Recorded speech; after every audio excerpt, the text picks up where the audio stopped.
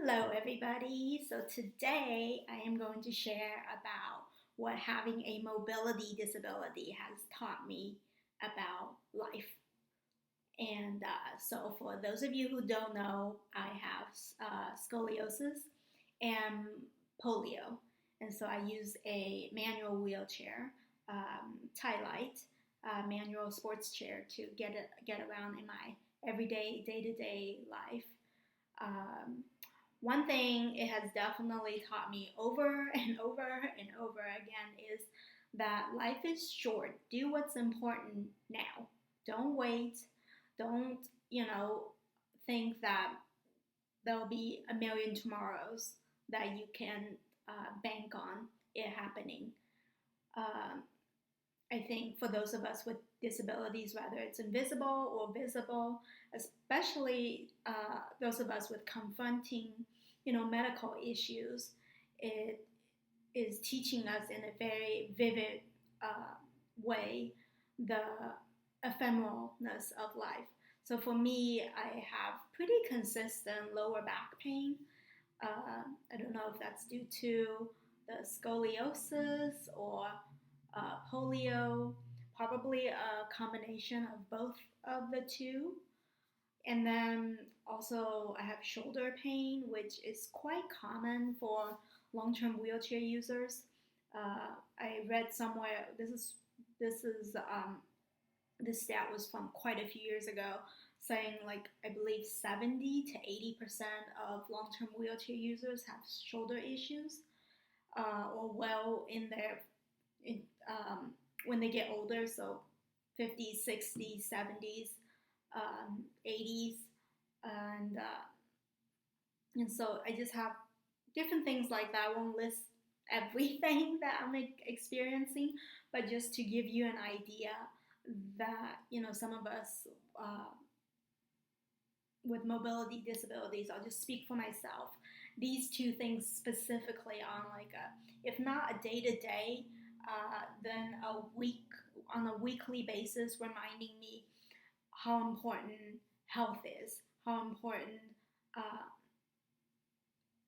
just how short life is, and to do things when you're able to do that.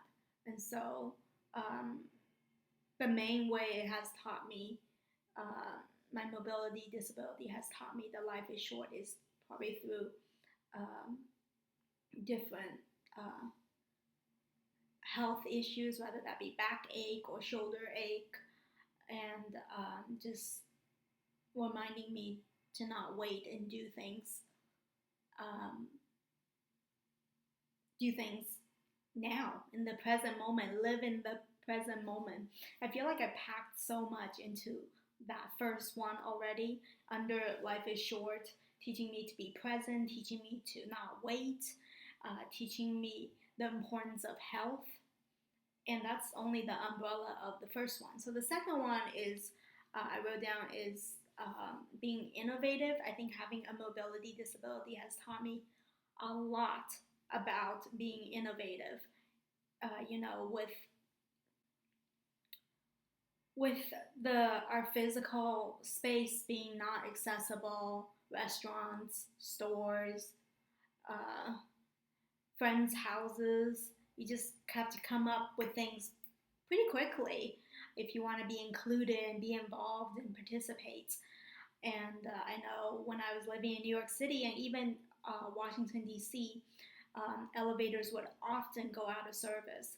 And so I would have to use the escalator, or if there was no escalator, then then I would have to, recruit people to lift me upstairs, at least two people, sometimes three or four, depending on how strong they are. One of the other thing is um, being innovative. I could give so many examples. Honestly, I feel like this second point alone can cover multiple videos, but I'm trying to create short, succinct, engaging videos initially to begin with, while I'm getting used to talking into a computer, basically. So hopefully, it'll be able to resonate and connect better with me. when I'm looking right into the camera, even though to me it's quite awkward. But one of the other ways is using an office chair to navigate around my kitchen. So my kitchen counter right now, unfortunately, is really high. So when I cook or do anything on the kitchen counter, I have an office chair that I sit on, which elevates me to a higher position, right? And then I just maneuver around and do my cooking. And then so bigger, more adventurous things, perhaps. I know when I went to China, when I went to Beijing, the Great Wall, the steps are very steep, and there are so many of them. There's so many steps on at the Great Wall of China, and obviously very much not wheelchair accessible. And I wanted that experience. I wanted to do it, so I got out of my chair and I just started crawling up a section of it. I didn't do the whole thing, obviously, because it's way too long. It's even for someone who's healthy in terms of being able to do long distance and walking, running, it's quite lengthy. So I did a part of it. I'm proud of myself for doing it. It was quite an experience. As I was crawling up it, so many tourists thought I was a beggar and gave me cash, gave me drinks, and it showed a lot of kindness, which surprised me looking back, just because I feel like these days, whenever I'm in big cities, beggars, people who are on the street, are not given a lot of kindness. Perhaps it was my disposition and profile being a female, and I didn't look so threatening. I don't know what the reason was, but I was definitely given a lot of, like I said, kindness and material support in terms of money and drinks and people offering me different random knickknacks. And so yeah, that's being innovative. If you want to do, uh, if you want to check off your bucket list, if you want to go through your day-to-day life and live your life, you have to be innovative, because unfortunately, this environment, the physical environment, uh, for the most part, isn't built for a wheelchair user, for someone with a mobility disabilities, and because of that, we have to adapt. And I know when I was in the United Arab Emirates, I wanted to experience an experience on the desert and do a safari. But I had just arrived at the hostel and I didn't know the people. And unfortunately, the van that I was going to get on to get to the safari, to get to the desert, was didn't have the space to fit my wheelchair. And so I had to make a quick decision to ditch my wheelchair at the hostel to people that I did not know at all. I had not even met them. And to leave it there and go on this safari in this van. And luckily, when I came back, my wheelchair was still there, and I had an incredible experience. So sometimes you have to take the gamble. It isn't always safe to do so, and I'm not promoting that. I'm not saying you should take those risks. And when I was at the Great Wall, I was with friends, so someone was able to watch my wheelchair for me. Um, and then when I went to the United Arab Emirates by myself, so I did take a gamble there. I'm not saying to do that. Make your own decisions and gauge the situation yourself. Obviously, always be safe. That's number one. And then make your own decision on whether you want to make that decision to do whatever it is that you want to do, that choice.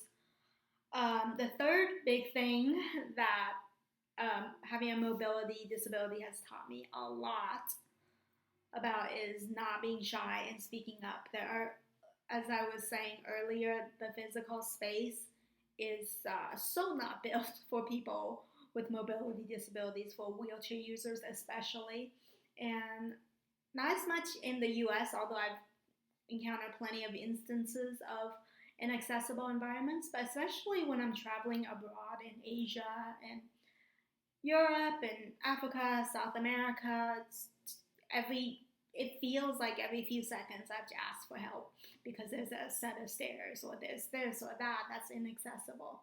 and and because of that, I have learned not to be shy, and I've learned to speak up and be bold and be assertive. And I think for someone in my vantage point, that's very valuable. It's a very valuable lesson. Um, and then the fourth point is being persistent. I'll just give one example here because I want to keep this video relatively short, especially uh, these initial releases. Having a mobility disability has taught me to be persistent. So, for example, the building that I live in right now, it has a pool, but there was no way for me to get in because the uh, notch was way up high and I couldn't reach it. And even though it turned out to be a really simple fix, I emailed and reminded and did all sorts of um, different ways of communicating. I communicated in all the different ways to have them lower the notch, and they finally did it. They finally lowered it, but it took a lot of emails. It took a lot of communicating. It took months and months and months of waiting. So that's my 4 lessons for today. From what I've learned of having a mobility disabilities, these 4 very crucial lessons. For those of you with mobility disabilities like myself, feel free to share what lessons you've learned from your disability. And wherever, however you're viewing, listening to this episode, thank you so much for your attention, and we will connect next week.